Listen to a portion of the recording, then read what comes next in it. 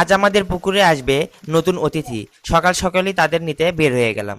এই মাছগুলোকে আমরা কিভাবে কিনে আমাদের 3টি পুকুরে এই মাছগুলোকে ছাড়লাম সেটি থাকছে ভিডিওতে। আরো থাকছে মাছ চাষ করে কিভাবে নিজেকে স্বাবলম্বী করবেন তার কিছু গুরুত্বপূর্ণ কৌশল। ভিডিওটি অনেক আকর্ষণীয় হতে যাচ্ছে, অবশ্যই সম্পূর্ণ ভিডিওটি দেখবেন। আসসালামু আলাইকুম, আমি আপনাদের সোনাবাইয়ের ছেলে সিরাত।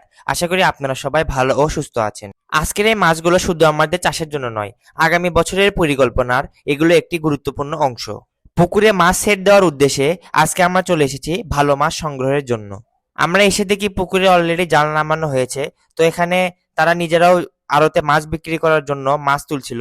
তো পাশাপাশি আমাদের মাছগুলোকে তারা বাছাই করছিল। মাছ কেনার সময় মাছের আকার, চলাফেরা, শারীরিক গঠন ও সুস্থতা এই বিষয়গুলো দেখে এরপরে সঠিক মাছ কিনতে হয়। আপনারা আগের ভিডিওতে দেখেছেন যে আমরা আমাদের পুকুরে বিভিন্ন মাছ সেট দিয়েছি। তো আজকে আমরা চলে আসলাম এখানে গ্লাস কাপ মাছ নেওয়ার জন্য। এই মাছগুলো পুকুরের জন্য অনেক উপকারী একটি মাছ।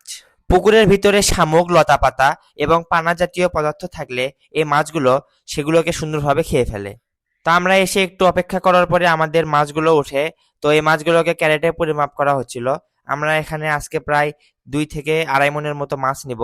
তো এই মাছগুলোকে পরিমাপ করা হচ্ছিল, এরপরে ক্যারেটের মাধ্যমে এই মাছগুলোকে আবার আমাদের গাড়িতে নিয়ে যাওয়া হচ্ছে। আজকে এই ভিডিওর মাঝে একটি গুরুত্বপূর্ণ প্রশ্নের অ্যান্সার দিতে চাই। আমাকে অনেকে প্রশ্ন করেন যে আমাদের পুকুরে এতটুকু জায়গা, তো আমি এখানে কি ধরনের মাছ বা কতগুলো মাছ এখানে সেট দিব। আমরা বিভিন্ন ধরনের মাছ চাষিরা একটি বড় ভুল করে থাকি। আমরা ভাবি যে আমাদের পুকুরে যদি আমরা বেশি বেশি করে মাছ দিই তাহলে আমরা বেশি বেশি টাকা আয় করতে পারবো। এই ধারণাটি একদম সম্পূর্ণ ভুল।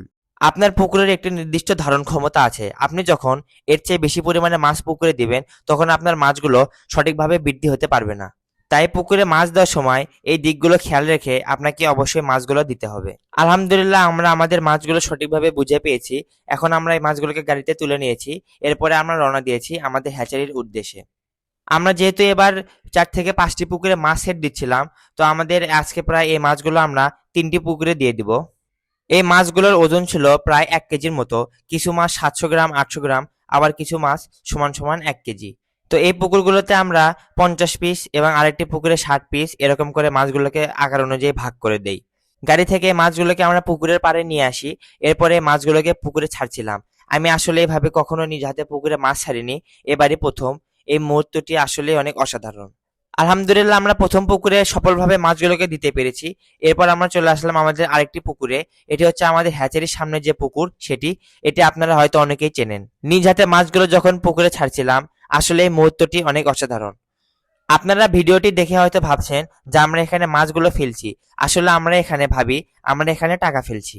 আপনাদের যদি ছোট পুকুর বা জলা থেকে থাকে, আপনারা চাইলে কিন্তু খুব সহজে এই মাছগুলোকে চাষ করতে পারেন। দুর্ভাগ্যবশত বাংলাদেশে সঠিক ব্যবস্থাপনা না থাকার কারণে অনেক বড় বড় পুকুর বা জলা ব্যবহারের অনুপযোগ্য হয়ে পড়ে থাকে।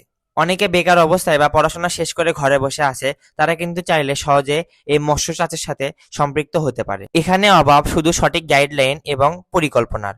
আপনারা যদি কেউ আগ্রহী হয়ে থাকেন তাহলে আমাদের পেজের ভিডিওগুলো দেখে আপনারা মৎস্য চাষ শিখতে পারেন এবং চাইলে আমাদের সাথে যোগাযোগ করতে পারেন। এই ছিল আজকের ভিডিওতে। ভিডিওটি আপনাদের কাছে কেমন লেগেছে অবশ্যই কমেন্টে জানাবেন এবং ফলো করে আপনাদের এই ছোট ভাইকে অবশ্যই সাপোর্ট করবেন। দেখা হচ্ছে আগামী ভিডিওতে। আসসালামু আলাইকুম।